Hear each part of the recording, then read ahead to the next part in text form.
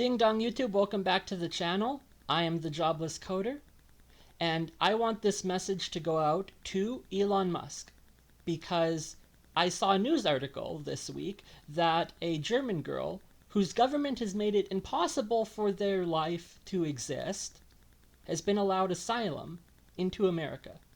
Therefore, I seek asylum in America too, as the first Canadian citizen whose government has made it illegal and impossible to earn income. As we've just witnessed in the previous video, the mentality of everyone in the country is going to bankrupt us all. Because right now, Mark Carney is set to present a budget that is very likely to fail, which will lead to a snap election. This is going to be done before Christmas. But that means we're going to have all the same politicians with all the same ideas contending out in the ring. Why not try something new? I'm sitting here trying to film videos outlining my budget and my position and my proposals for what could be a legitimate political party here in Canada. And you want to know why it would work? Because Canada, if you want to win a trade war, I have an idea, but you're not listening to what I'm saying. You want to actually win a trade war and put America to sleep, be able to actually tell them that Canada's better? You want to know why Canada's better? Because our political system is better. Our economic system might be fucked, but our political system is actually better. What do I mean by that? I don't have to earn billions and billions and billions of dollars or be a high-end celebrity to get elected and become the Prime Minister of Canada. Because in America, you have to have these massive campaigns and rallies to get anywhere, and so there's even entry fees and registry fees that are exorbitantly high for any regular citizen to submit their ideas and proposals.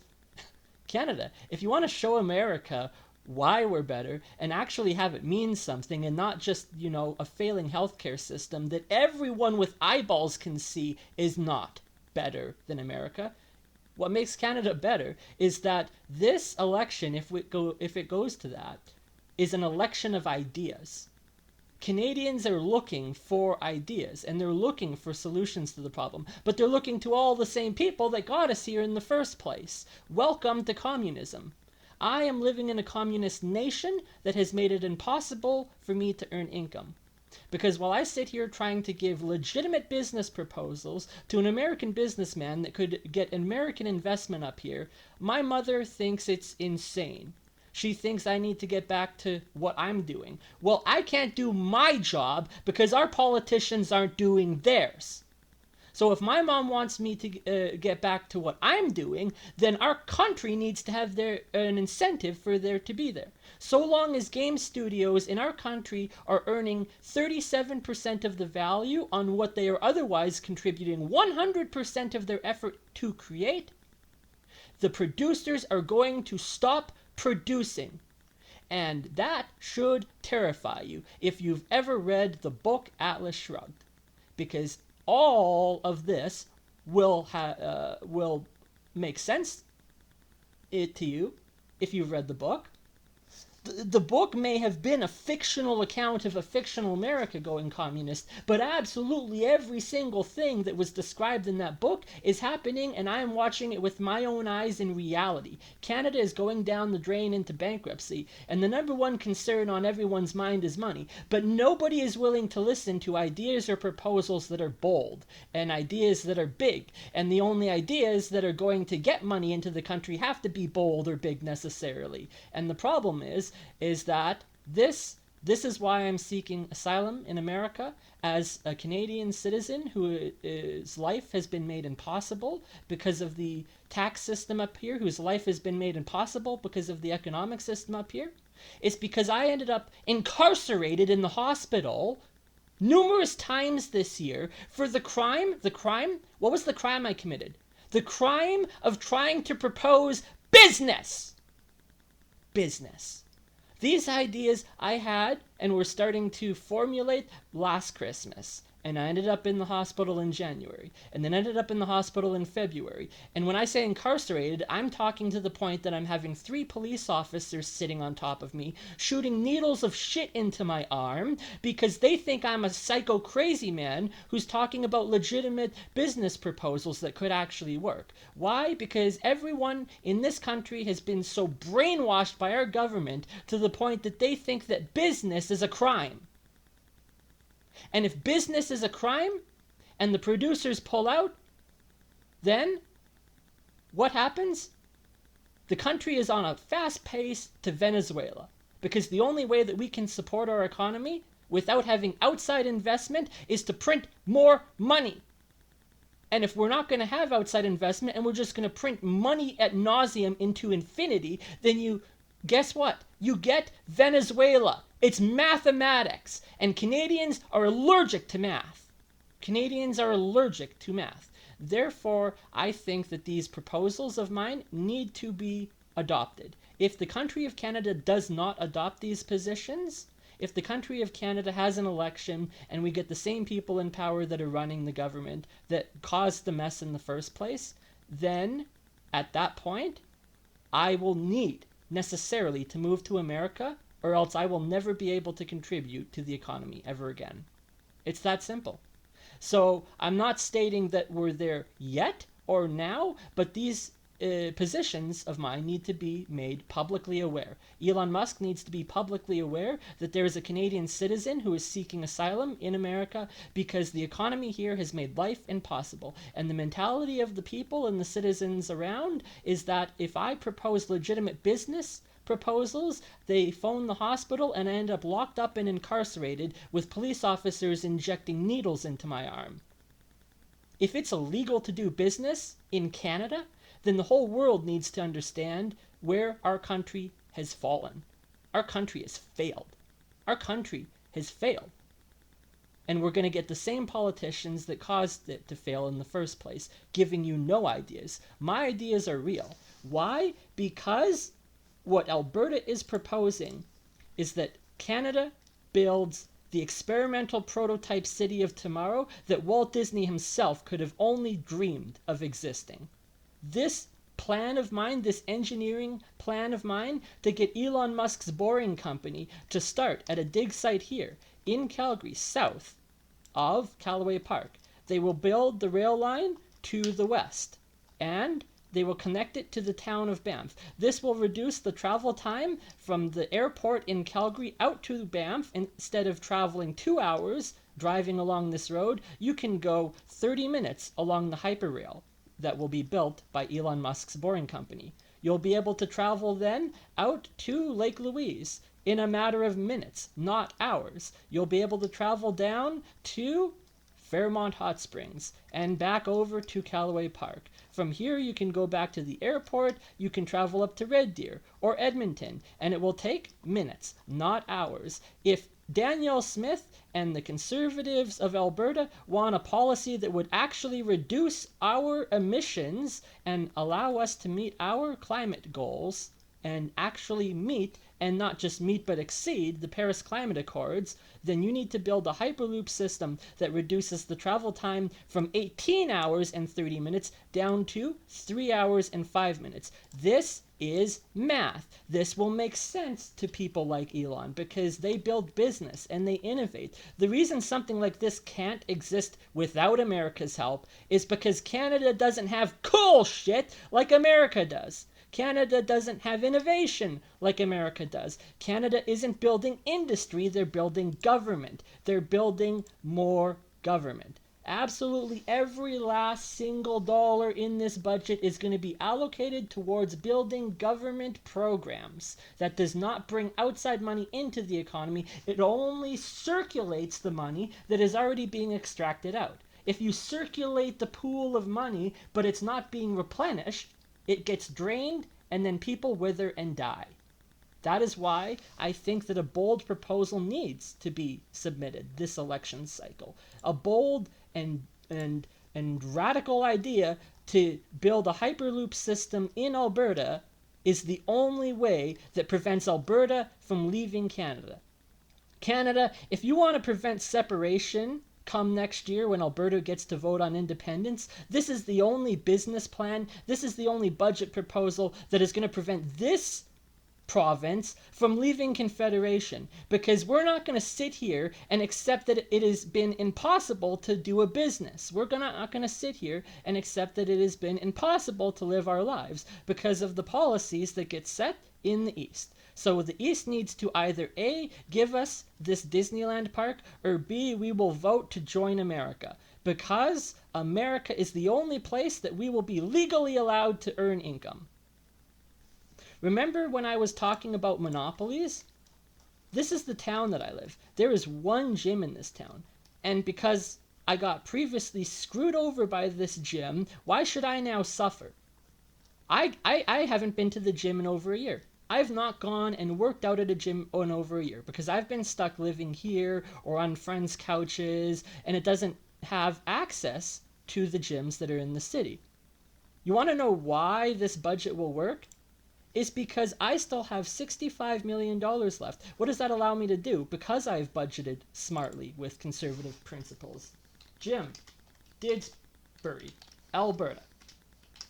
Therefore, the budget will include how much? Frickin' $1 million. 1, 2, 3, 1, 2, 3. All right, there you go. $1 million investment for a gym in Didsbury, Alberta. If I'm going to be stuck here living on my parents' couch for the rest of my life, then why should I suffer and have no access to a gym because there's one gym in the town, and because I got screwed previously with the gym, I can't go back there. I can't go and work out there. And that gym replaced what was a Canadian business. It had been running in town for almost 20 years, this small gym. And then COVID happened. And the woman that ran the gym was put out of business. Well, guess what? It was moved in by an immigrant worker who's not a Canadian citizen. He came in and he started his own gym. And then I got screwed by his gym. So you want to know why that's a problem? You want to know why that's a problem?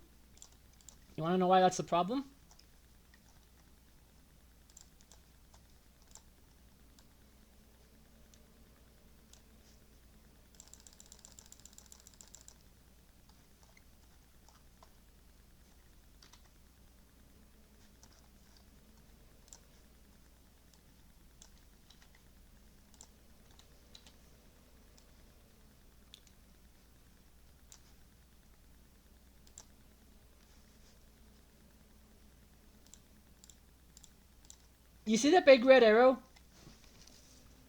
Remember when I said this map was to scale so that I can do math and I can make equations? Canadians don't understand math. Canadians are allergic to math. The man that operates the gym here in the town of Didsbury doesn't actually live here. He lives in the city of Calgary. What does that mean? He is commuting this much distance across this arrow into the town to operate his gym every day, and then he commutes this distance back. My father, who lives here, doesn't actually work here. He is working here. So he goes here to work, and then he's commuting here to work back. I'm going to a business and entrepreneurship course that's being offered by the city of Calgary, and I'm going into the city tonight, and then I'm going back out here. How much emissions are being wasted because people that own businesses here don't actually live here? They're coming in from Calgary every day and then they're going back. And then they're coming in from Calgary every day and then they're going back. And then they're coming in from Calgary every day and then they're going back. You see how much fuel is being burned for us to have an economy here in this town? Most, if not all, of the businesses in town are being replaced by businesses of immigrant workers who don't live in the town. They live in Calgary and they commute back and forth across this stretch of highway, which I mentioned in the previous video is Canada's and Alberta's #1 asset, because this stretch of highway, known as the Queen Elizabeth Highway, is the most prosperous, not the most prosperous, it could be. It has the most economic value. It is the most economic value of any highway system in the country, because we maintain it, because Everyone that lives in these small hamlet towns is commuting this much distance every day, back and forth and back and forth and back and forth. If Danielle Smith were to implement this policy to get a Disneyland here and a new form of modern transportation system that was innovated by a God forbid American man, God forbid we do business with our number one business partner, how much fuel can we save? How much CO2 emissions can we cut back on if all these travel times and distances were cut back on? My mom just took a trip out to BC and back. That was an 8 or 9 hour drive out to there, and then another 8 or 9 hour drive back here. People in this province drive all over the place to get any shit accomplished because they have to. It's because the passport office is located here. There's no passport office down here or up in Edmonton. They have to come down here. All of the infrastructure for the government is up here, which means if we want to protest anything and have it matter, we need to come 6 or 7 hours up north to the capital to protest. If anyone there wants to come down here to do anything related to the border, they have to come all the way down here. And if anyone wants to go skiing, they need to come 8 hours over here. And it is impossible to get anywhere in this province because the infrastructure is not supported. And the country's going bankrupt, therefore the infrastructure will just continue to crumble and it'll continue to fall apart because it's not being maintained. So that is why Canada needs to implement this policy, or Alberta's going to leave. Because this is ridiculous. This is absolutely ridiculous that it has been made impossible for anyone in this country to make money. And yet, the number one concern on all Canadians' minds right now is there's no money. Where is the money going to come from? You can't get money in if you don't accept money in. All of these small town communities over here, the oil industry is another 3-hour drive from Edmonton, right? So to get a job working in the oil industry, I have to move 9 or 10 hours up north, and there's nothing up there for infrastructure. There's nothing up there for infrastructure. It's very, very small and very limited and few and far between. America, you gotta understand how small Canadians think, right? You don't have to, liquidate your bank accounts to help us fund our infrastructure projects. Because, as I mentioned before, this water park here,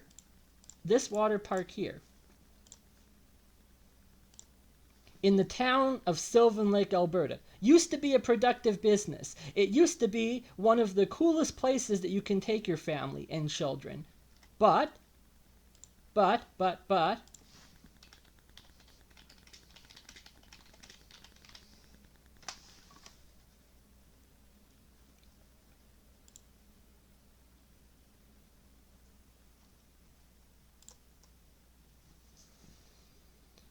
all of our fun things to do in Canada have been going under. All of the infrastructure that supports tourism has been collapsing. This used to be the coolest place you could take your children. But the water park there doesn't exist anymore. Why?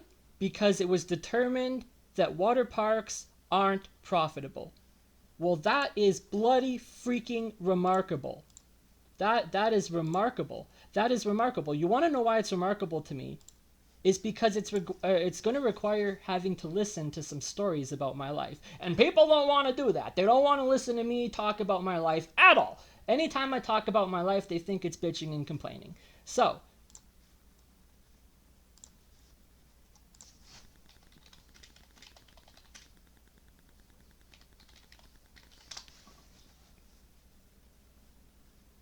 does anyone remember this place?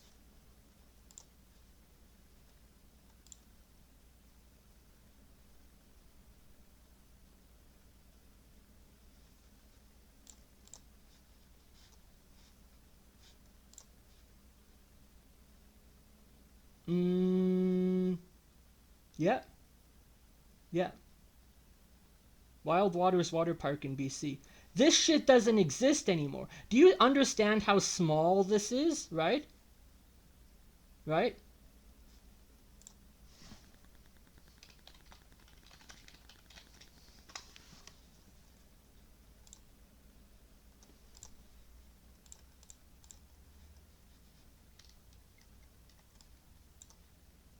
America, you could spend $1 million and rebuild this, and it would keep Canadians happy forever. I'm not even joking. That's how little money you would have to spend in Canada to actually get a Disneyland here, because you don't need to build big infrastructure. You can build small little water parks that cost, $5 million infrastructure project. We'll put a water park in here with some Disney logos on it, and you would keep Canadians happy forever, because this shit used to keep us happy until it went bankrupt. None of these water parks exist anymore. This here is what I'm trying to show you. This. Okay, welcome to traumatizing fact number 2. Or 3 at this point. This used to be the coolest water park ever. This was the coolest water park. Here. Here we go. Ding-a-ling-a-ling-a-ling-a-ling. Canadians, do you remember this thing? Whatever this water spout tap thing cool is? You see how it's just floating there in midair? You see that as a 5-year-old kid and you think it's magic. Like, I thought this was literally just floating there in midair. It's because there's a little pipe that goes up here, and the water's coming out so fast, and the pipe is white, and the water's white because it's moving, and it's got see? You can't see the pipe that's holding it up. There's a little thing that comes up here and holds the water spout there.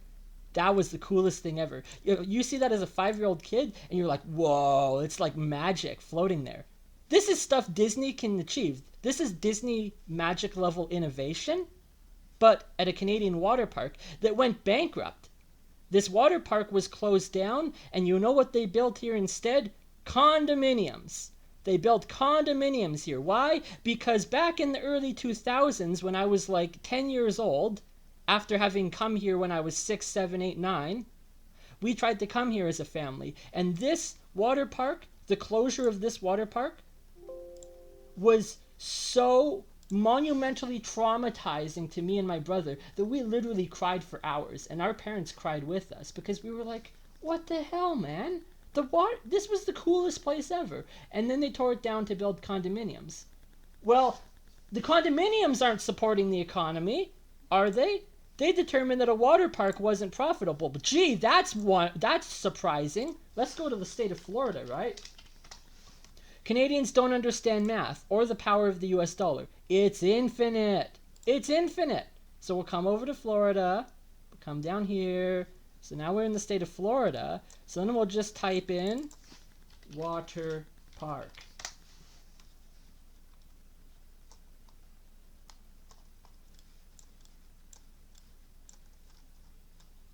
Search this area. There's like one here, 2, 3, 4, 5, 6, 7, 8, 9, 10, 11, 12, 13, 14, 15, 16, 17, 18, 19, 20. I looked up once, there was like 40 water parks in the city, and every last one of them is a monumental infrastructure project. Like, look at this water park here, and look at this water park here in Dayton. Whoa, holy shit, that's massive. And look at this water park here. You know what the problem is? Is that Canadians don't think big. Canadians only think small. They only ever think small. If I come over to Alberta and I look up water park, there's a water park right here in Olds. It's a splash park. Yippee! You see how tiny that is? That's what we consider a water park. Disney could build this. This cost the taxpayer tons and tons and tons of dollars that we don't have. Taxpayers pay millions and millions and millions of dollars for stuff like this. A $3 million project for a water park so the kids can have fun. This would cost like, $500,000 US or less, and you could produce the same thing because the power of the US dollar is infinite. When Canadians think of water parks, they think of this. It's because we're living in a communist nation that doesn't build infrastructure. When Americans hear the word water park, they think of this. We're living in 2 different planets because Americans have water parks, and so if they were to go on their map and look up water park locally, they'll be like, what do you mean Canada has a water park? Water park? Water park. Typhoon Lagoon. You see how freaking big this is? This is a monumental infrastructure project. It cost millions and billions of dollars for Disney to produce. This is the level of infrastructure Canada needs to keep our kids happy. Like Disney, you can get Canada as a bargain. You can build these all over. You can build these in every community. And it won't cost taxpayer dollars because it'll be profitable. Don't tell me that water parks in BC are being closed down to build houses because the houses are more profitable, when water parks in Florida are operating just fine and water parks in California are operating just fine. And everything here is government-built infrastructure because it's for our benefit. The kids get to play in it, but it costs taxpayer dollars and produces nothing. It produces nothing of economic value. People do not move into these small little hamlet towns because there's a water park here. They move there because it's the cheapest place they can find housing anywhere else. And it's cheaper to burn the gas and pay for the gas to drive an hour in and an hour back from the city every day. Why don't we have a Hyperloop system here in Alberta? You know what else you could build with Disney money, right? Go back to the budget. The budget. YYC airport expansion. $1 million. We could do that, hypothetically. That would bolster the value of the airport down here. And we remove all these freaking arrows. And just disable that. Okay, there we go. Right? So there's an airport here. We could improve the infrastructure for $1 million here. But this is already well established and built up over time. There's also an airport here. But this airport is not international. One infrastructure development project that you could do would be to build out the infrastructure support for the old Stidsbury Airport. Why would you do that? Because if you zoom out on the Hyperloop, it is directly in the center of everything else. Now people understand why I'm so miserable all the time. Because if I want to visit my friends, I have to travel to the far end in the bottom of this map. Down here. If I want to visit my friends up here, I have to travel to the far end in the top of the map up here. If I want to have any fun at a ski resort, I have to travel to the far end of the map over here, out to the west. And then over here to the east, there's more things that could be awesome to visit, but I'm stuck directly in the middle with travel that's impossible. If you built out the old Stidsbury Airport to be an international airport and you used $1 million or $10 million of the budget to do that, then what you could do is you could support an additional airport that would alleviate all of the new business that you have coming into the Calgary airport. Why? Because people would travel to Calgary, not for the Telescience Center. Guess what? There's telescience centers in other cities, not for the Calgary Zoo. Guess what? There's zoos in other cities. They would travel here because there would be a Disney nearby. There would be a Disney in the country. It would produce the incentive factor to bring people here. And while they're traveling Disney, while they're at the Disneyland Park in Canada, they would be contributing to all the other businesses in the area. All the other businesses and all the other communities and all the property value in the area would go up. Why? Because there's a Disneyland nearby. Canadians, do you want your house to be worth anything 10 years from now? If you build government, it'll be worth nothing. If you build Disney, it'll be worth God knows knows how much money. It'll be worth American level of investment. It'll have value. You'll be able to sell it for a profit and a return on investment in the future. Why am I doing this? It's because my father's never gotten a return on any of his investments. God forbid you make money on an investment, because Canadians are allergic to math. See, this chunk of land here, right here, my father owns property out here on Glenifer Lake. And if you were to build up the surrounding infrastructure in and around here, that would improve the property value of everyone in this district by $385 million.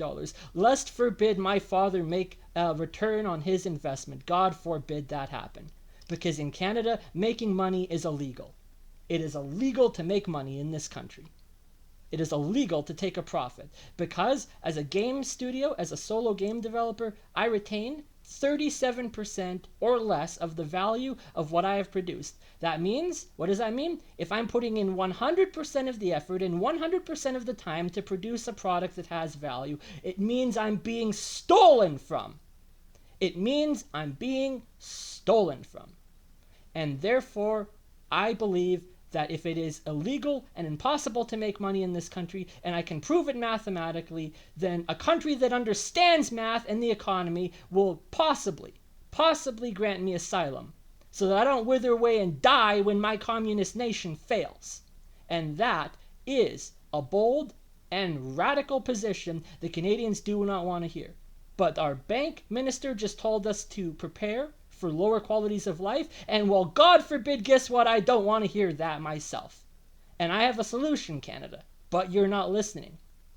So, my question to Canadians this election cycle is, do you want to go to war over land and resources, or do you want to build a Disneyland park? Because there's no door number 4 that I've heard of so far that would actually work.